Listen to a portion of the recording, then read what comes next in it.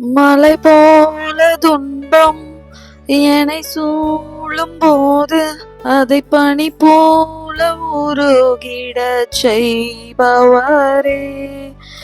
மலை போல துன்பம் என்னை சூழும் போது அதை பனி போல உருகிடச் செய்பவரே. கண்மணி போல என்னை காப்பவரே. உள்ளங்கையில் புரிந்தென்னை நினைப்பவரே. கண்மணி போல் என்னை காப்பவரே.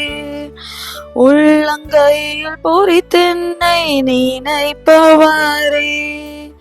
நீர் போதும் என் வாழ்விலே ஏசையா, நீர் போதும் என் வாழ்விலே.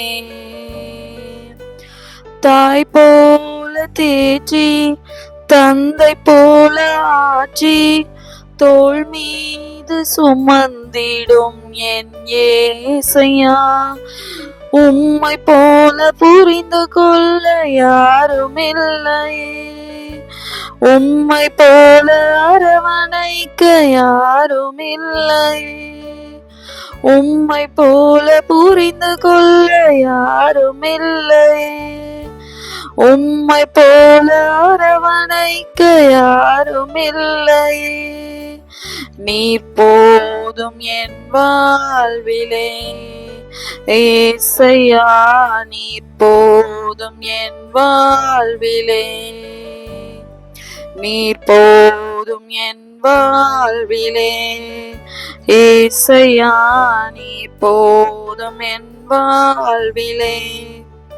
கிறிஸ்துவுக்குள் பிரியமான என் அன்பான சகோதரனே சகோதரி, இன்றைக்கும் உங்க வாழ்க்கையில மலையளவு துன்பம் உங்களை சூழ்ந்து இருந்தாலும் கர்த்தராகிய இயேசு கிறிஸ்து அதை பனி போல உருகிட செய்வாராம். உங்களை ஆண்டவர் கண்ணின் மணி போல காக்கிறார். உங்களை வேத வசனம் சொல்கிறது உள்ளங்கைகளில பொறித்து வரைந்து வைத்திருக்கிறார். அப்படிப்பட்ட கர்த்தர் உங்களை இந்த துன்ப வேலையில நீங்க கஷ்டப்படும் போது கர்த்தர் உங்களை மறந்துட்டாருன்னு நீங்க நினைக்காதீங்க. கர்த்தர் அமைதியாக இருக்கிறாரு. ஆனா கர்த்தர் பதிலளிக்க கூடிய ஒரு நேரம் வரும். கர்த்தர் நிச்சயமாக உங்களுடைய எல்லா விண்ணப்பங்களுக்கும் உங்களுடைய எல்லா ஜெபத்திற்கும் பதிலளிப்பார். கர்த்தர் உங்களை மறக்கல. கர்த்தர் எப்போதும் உங்க கூட இருக்கிறார். உங்களை தாய் மறந்தாலும் உங்க தந்தை மறந்தாலும் தகப்பனும் தாயும் கைவிட்டாலும் கர்த்தரை நீ சேர்த்து கொள்வார்னு சங்கீதம் 27:10 இப்படியாக சொல்லுகிறது.